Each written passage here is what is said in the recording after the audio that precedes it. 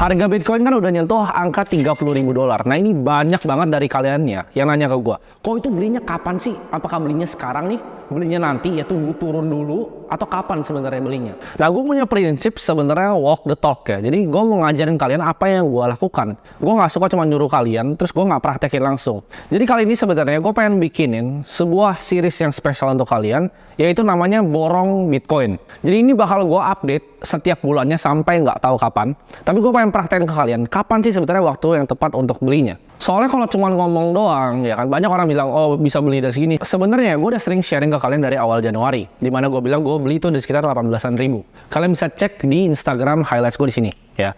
Jadi gue udah bilang sebenarnya dari lama. Cuman kan waktu itu gue nggak tunjukin ya gue beli dan nggak diupdate gitu kan. Nah itu kurang asik menurut gue. Gimana kalau misalnya gue praktekin sekarang aja nih, gue bikin akun yang baru dari nol dan kita lihat bareng-bareng perkembangannya seperti apa. Nah sekarang ini sebenarnya kondisi menarik. Kenapa bisa naik sampai 30-an ribu? Karena cryptocurrency ini menurut gue ada beberapa berita yang price in ke dalam marketnya. Dari kemarin 26 ribu tiba-tiba terbang sampai 30 ribu. Kita lihat bahwa Bitcoin ini bukan aset yang sekarang dipandang sebelah mata. Dulu orang-orang di traditional finance ya kita sebutnya orang-orang perbankan ya, para banker itu banyak yang ngata-ngatain Bitcoin gitu. Seperti Jamie Dimon bilang Bitcoin itu adalah petrok dan segala macam. Tapi kita lihat sekarang institusi besar ya, salah satu yang paling besar yaitu BlackRock, $10 triliun asset under management. Itu udah apply buat ETF ya. Kita lihat Hong Kong ya, ini sebenarnya China soft opening. Di HSBC-nya kita lihat ya, itu udah di-approve untuk ETF Bitcoin dan Ethereum-nya. Jadi cryptocurrency ini bukanlah aset yang dipandang sebelah mata lagi sama orang-orang pada traditional finance. Kita lihat banyak banget ya, aset management seperti Fidelity, Charles Schwab, Deutsche Bank, dan banyak lainnya menurut gue yang bakal ikut sebentar lagi ya. Ini global udah mulai, dan tinggal tunggu waktu aja semua bank di dunia udah mulai melek terhadap hal ini. Jadi kan mereka ini apply-nya mungkin 8-10 bulan lagi, dimana itu udah dekat-dekat Bitcoin halving ya. Jadi kalau kita beli sebelum mereka di-approve, dan itu uang kan masuk banyak, kalian bisa bayangin nggak sih? iShares Bitcoin Trust ya kan? Brand yang dibawa dengan iShares-nya BlackRock itu sangat besar ya. Jadi orang-orang yang tadinya skeptis itu akan masuk semuanya. Jadi alangkah baiknya kita koleksi sekarang sebelum para perbankan itu di-approve ETF-nya. Ya, buat yang nggak tahu ETF gue jelasin sederhana, ETF itu Exchange Traded Fund. Ya, itu kayak kalian beli reksadana tapi diperdagangkan di pasar. Ini gue lihat ya, hanya tinggal sebentar lagi kripto jadi mainstream. Sebelumnya gue ngira masih lama nih, mungkin masih 2-3 tahun lagi traditional finance masuk seperti ini. Tapi dalam sebulan belakangan ini berbondong-bondong masuk. Gitu. Dan gue lihat di sini bahwa 1 miliar ya, 1 miliar rupiah per koin itu bukanlah mimpi belaka. Jadi gue pertama bikin akademi gue. Waktu itu market cap Bitcoin masih $300 billion. Sekarang kita lihat dari 600 billion. Ya, bentar lagi $1 triliun. Kalian percaya? Setelah halving itu udah pasti lewat dari $1 triliun market capnya. Ini kalau kita lihat ya dari awal tahun, gue sebenarnya udah bilang ke kalian bahwa gue investasi. Di sini gue nggak ngajak ya. Gue nggak ngajak kalian buat ikutan gue. Ini gue sharing apa yang gue lakukan. Gue masuk di Januari sekitar 18 ribu. Tapi average gue kalau total portofolio gue tuh udah agak tinggi. Di sekitar 24 ribu. Karena gue selalu hantam terus. Nah tapi ini cuma omong doang gitu. Ini cuma omong doang. Kalian bisa percaya, bisa enggak. Tapi kalau yang udah ikutin gue dari Januari, kalian tahu bahwa gue sering sharing. Tapi sekarang gue pengen bikin sesuatu yang lebih transparan. Kalau kita lihat ya, returnnya dari awal tahun, Bitcoin itu ngalahin semuanya. Kalian ngomong indeksnya bond, kalian ngomongin IHSG kita malah -3. Ini kalian lihat chartnya sini ya, di TradingView. Bitcoin tuh bantai semua aset jauh banget year to date. Ya. Dan kedepannya akan dibantai lebih jauh lagi. Jadi menurut gue nggak ada better aset di dunia ini dibanding Bitcoin untuk sekarang. Lo mau ngomong gold, lo mau ngomong S&P 500 ya, apapun itu kalah sama Bitcoin. Gue itu orangnya simple, karena terlalu banyak yang bilang beli sekarang oke nggak, beli nanti oke nggak. Kita praktekin aja bareng-bareng. Lu ikutin aja kalau gue beli gitu ibaratnya ya. Dan kita lihat nih 2, 3, 4, 5 atau berapapun tahun ke depannya. Gue nggak suka simulasin kalian bilang gini, oh kalian beli Bitcoin sekarang nanti 10 tahun lagi jadi sekian. Nggak perlu ya. Dan mungkin kalian yang nggak percaya dan malah nyinyir. Jadi kita praktekin aja langsung, kita buka portofolio secara terbuka. Gue mau buktiin ke kalian ya, dengan investasi yang paling simpel ya kan. Gue paling suka kata-kata KISS, keep it simple stupid ya kan. Gue pengen tunjukin kalian, kripto itu nyari uang di sana nggak susah ya. Jadi cukup konsisten dan dengan strategi yang simpel yang kita bisa ikutin setiap bulannya, kalian akan kalahin ya semua aset manager di Indonesia. Di sini gue pengen sharing ke kalian, gue mau kasih tau porto ini yang nanti gue buka ke kalian. Itu pasti ada bulan yang rugi. Namanya semua aset, S&P itu ada turunnya, gold pun ada turunnya, Bitcoin pun terus pasti ada turunnya. Tapi gue akan tunjukin conviction di mana pas gue beli justru pas turun, dan pikiran gue, thought process gue, berita yang sedang ada di market itu seperti apa. Jadi kalian kayak gue tuntun lah, ibarat lu anak SD nih, ya gue tuntut di jalan, ikut bareng aja kita gitu. Lu nggak mau ikut nggak masalah, tapi di sini gue mau tunjukin ya. Jangan nanti seriesnya udah 2 tahun, lu lihat wah gila udah dapat berapa dia. Nah sekarang gue pengen bahas metode yang gue akan pakai untuk borong Bitcoin ini ya. Metodenya udah simple banget, namanya borong Bitcoin. Gue cuma akan ngeborong Bitcoin ya. Sebulan dia bilang, tiap tanggal berapa? Gue nggak tahu tiap tanggal berapa. Tapi menurut gue di satu waktunya pas gue akan keluarin lagi. Serius ya.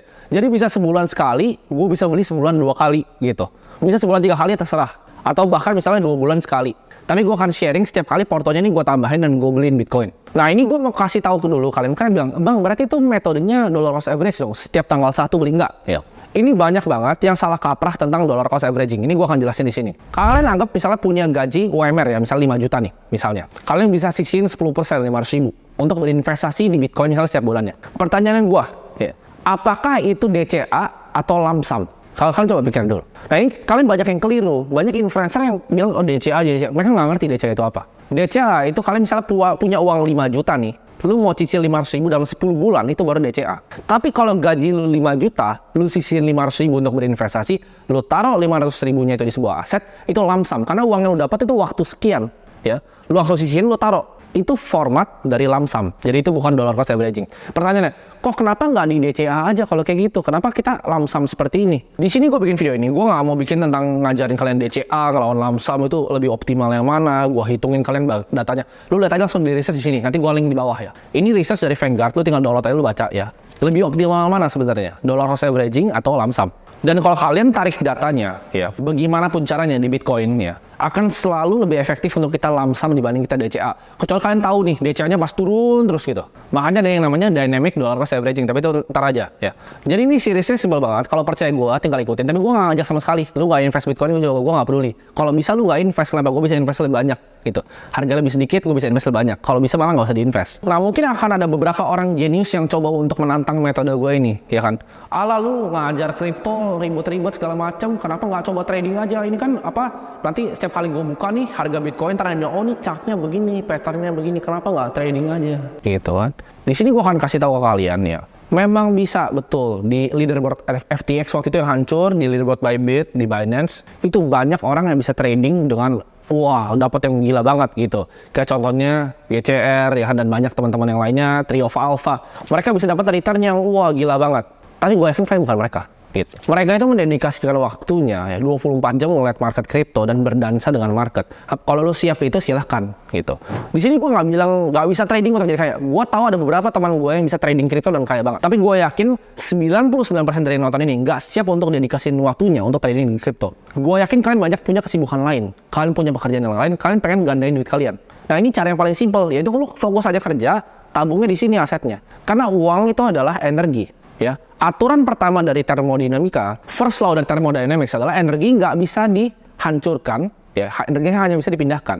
Jadi kalau kita uang itu energi, kita fokusin energi kita di mana? Dan jawabannya gue ketemu di diri gue sendiri adalah gue fokusin energi gue di Bitcoin. Jadi ini gue mau kasih tau kalian statistiknya. Kalau kalian kehilangan, ya, hanya 13 hari terbaik Bitcoin, kalian hampir kehilangan semua returnnya. Lalu bisa nggak makro timing 13 hari itu? Kalau jawabannya enggak, lu bahkan nggak tahu ya tentang suku bunga dan lain-lain, udah nggak usah coba untuk timing the market, lu pasti akan kena bantai habis-habisan. Apalagi yang baru mau mulai, udah coba di derivatif, coba di futures, leverage, options, pasti kebakaran lu semua portofolionya, ya. Dan sini gua akan tunjukin. Atau nggak gini ya, lu nggak percaya gue boleh bagi dua portofolionya, 50%, 50%, 50% lu pakai cara lu, ya, lu mau trading futures lah, pakai cara lu. 50 lu coba ikutin yang program gue ini. Kita lihat aja dalam 3 tahun menangnya mana total portofolionya. Karena orang banyak cherry picking, mereka 5% dari portonya ditaruh nih trading nih, oh tuh 100%, padahal cuma 5% portonya. Atau cuma 1% dari portonya, oh futures gue bisa 80% nih bang, iya 1% lah taruhnya. Berani nggak taruh semua uang lo? Kalau taruh semua uang lo di satu aset, naiknya 20%, itu lebih besar dibanding cuma 1% naiknya uang gede-gede gitu kan. Jadi cari cara yang paling optimal untuk gandain uang. Terserah kalian caranya mau apa. Tapi di sini gue mau kasih yang paling gampang sebenarnya untuk diikutin sama orang-orang dalam masyarakat yang luas. Buat yang bisa trading, gue hormat ya, hats off to you. Oke, sekarang mungkin pertanyaan dari kalian, oke, kita beli Bitcoin ini pakai apa? Pakai exchange apa? Gue udah sering bilang ya di Instagram gue dan banyak tempat lain, gue itu nggak suka sama sekali di endorse. Jadi gue tuh biasa tolakin semuanya. Gue nggak pernah terima endorse dan gue nggak pernah mau dibayar apalagi untuk aset finansial. Kenapa? Ntar kayak FTX. Gue nggak tahu apa nih, misalnya kalau gue promoin FTX waktu itu gue mati. Gitu. Jadi gue nggak mau ngelakuin hal ini karena gue nggak tahu exchange yang gue akan sebut masih ada lagi atau enggak. Not your keys, not your coin. Belajar self custody. Exchange apapun yang gue pakai di sini, ya lu beli di sana, lu pindahin habis uangnya. Terserah. Kenapa gue taruhnya di exchange? Kenapa gue nggak buka di wallet gue? Karena repot. Ya, kalau untuk kebutuhan video ini repot banget gue untuk pindahin ke wallet dulu, gue buka lagi seed phrase-nya. ya. Jadi ini untuk kemudahan video ini akan gue tunjukin sebuah exchange. Dan gue disclaimer keras di sini. Gue nggak dibayar sama sekali dan gue nggak ngajak kalian untuk pakai exchange ini. Karena kalau misalnya amit-amit ini bangkrut atau yang lain yang gue pakai bangkrut, gue tinggal pindah-pindahin nanti. Jadi gue nggak mau disalahin kalau misalnya ada apapun yang terjadi sama exchange ini. Itu resiko kalian sendiri ya. Kalian pencet tombolnya, kalian pilih sendiri, terserah ya. Kalian pilih terserah, tapi ini gue pakai karena ada alasannya. Exchange yang gue akan pakai untuk kebutuhan borong Bitcoin ini adalah Indodax. Jadi gue akan buka portofolio secara terbuka di Indodax. Sebenarnya ada alasannya kenapa gue pakai portfolio ini. Nah, lu mau alasan yang keren atau alasan sebenarnya? Kalau alasan yang keren, ya lu bisa lihat di sini. Jadi ini akun bahkan ya, sebenarnya ini akun namanya nyokap gue. Jadi waktu itu gue karena gue nggak punya KTP, ya kan, perlu KYC. Jadi gue pakai ini gitu. Karena waktu itu gue gak punya KTP, gue main nyolong aja. Nyokap gue bahkan nggak tahu gue punya akun ini ya. Jadi kalau nyokap gue nonton ini, gue nyolong KTP lu ya. Jadi ini nostalgic akunnya, itu alasan kerennya. Tapi kalau alasan aslinya, exchange lain yang gue pakai itu banyak kan ada isinya dan ada portofolio gue di sana gitu. Jadi ini satu-satunya exchange yang kosong. Jadi gue pakai yang ini yang ada aja. Jadi kalian bebas mau pakai exchange apapun, tapi di sini gue mau saranin untuk bisa self custody kalian. Oke, sekarang kita kebanyakan ngomong tadi, kebanyakan bacotnya, jadi kita akan langsung aja praktek di sini. Ini gue udah taruh 100 juta. Jadi ini tadi akunnya 0, ini gue baru taruh 100 juta. Nah di sini gue akan praktekin di mana gue akan beli Bitcoin ya, simple banget. Jadi gue coba di sini, ini gue pakai yang simple kayaknya. Harusnya ada yang pro sih. Ini gue 100% aja semuanya gue beli. Gue buy coin. Sebenarnya gue udah lama banget gak pakai Indodax. Jadi kayaknya udah beda aplikasi bahkan dibanding dulu. Udah lebih bagus sih sebenarnya. Oke, gue dapat 0,2 Bitcoin gitu. Oke, go back. Nah, ini jadi portofolio gue nih sekarang. Nah, ini portofolio gue, udah ada Bitcoinnya. Nah, jadi portofolio ini, ya gue akan bikin terbuka untuk kalian. Portofolio ini gue akan buka mungkin di Twitter, di Instagram, ya di TikTok. Terserah ntar kalian bisa ikutin portofolio ini. Hashtagnya itu adalah gue akan selalu pakai namanya borong Bitcoin. Karena gue akan tunjukin gimana caranya gue borong Bitcoin. Tapi gue nggak terpaku sama exchange ini. Ya, gue bebas, gue mau ngomong toko kripto, kayak gue mau ngomong yang lain bebas. Karena gue sama sekali nggak disponsor. Cuman ini akun exchange yang kebetulan kosong dan gue mau pakai untuk praktekin ke kalian. Video ini kita akan update, ya mungkin setiap bulannya, mungkin sebulan 2 kali, sebulan sekali, sampai nanti kira-kira Bitcoin itu akan halving. Ini gue kasih kalian, ya ini gabungan dari HSBC, BlackRock, Fidelity, itu exposure sekitar 25 triliun US dollar ya. Bitcoin itu market cap baru 600 billion dollar. Kalian di sini perbandingannya. Bitcoin, equity, real estate was jauh banget. Bitcoin sama kredit market aja nggak nyampe 1%. Gue percaya Bitcoin adalah aset terbaik yang pernah diciptakan di dunia ini dan kita akan buktikan tanpa omong kosong. Gue suka banget quotes dari Steve Jobs ya, yaitu marketingnya Apple waktu itu, think different, pikirlah secara berbeda. Kita embrace new paradigm ya, jangan mau jadi dinosaurus yang ketinggalan. Jadi pertanyaan apakah udah kemahalan atau enggak, itu gue beli barusan gitu. Dan gue akan beli terus ya, sampai kalian lihat mau turun bahkan ke 25 ntar gue beliin lagi dan gue tunjukin di sini gitu. Thought proses gue selama proses itu apa. Buat tanya pertanyaan kalian, apakah 30.000 itu kemahalan atau enggak? Jawabannya enggak, buktinya gue baru beli ya. Jadi itu masih jauh banget dari ekspektasi gue, dari target price gue masih jauh banget, dan gue nggak akan jual dalam waktu yang singkat. Ini gue akan tahan untuk 10 tahun, 20 tahun, 30 tahun, 40 tahun, 50 tahun gitu bahkan. Jadi ini aset play yang panjang, tapi balik lagi gue nggak tahu if ada force majeure apapun ya, bukan tanggung jawab gue karena kalian beli di sini, kalian self custody sendiri ya. Jadi ingat, not your keys itu not your coin. Nah buat yang ngerti maksudnya apa itu, kalian pelajarin dulu ya. Apa itu public key, private key, cryptography, hashing dan semuanya kalian pelajarin. Apa itu SHA-256, kalian pelajarin semua secara detail dulu, baru nyemplung ke sebuah aset gitu. Karena saran gue jangan beli kucing dalam karung. Kalau kalian nggak ngerti tentang Bitcoin, kalian nonton ini, ini kayaknya nggak jelas nih Bitcoin, nggak usah beli. Ya, nggak usah beli, lanjutin apa investasi yang kalian ngerti. Jadi ya gitu dong, video simple dan kita akan update terus. Bye-bye.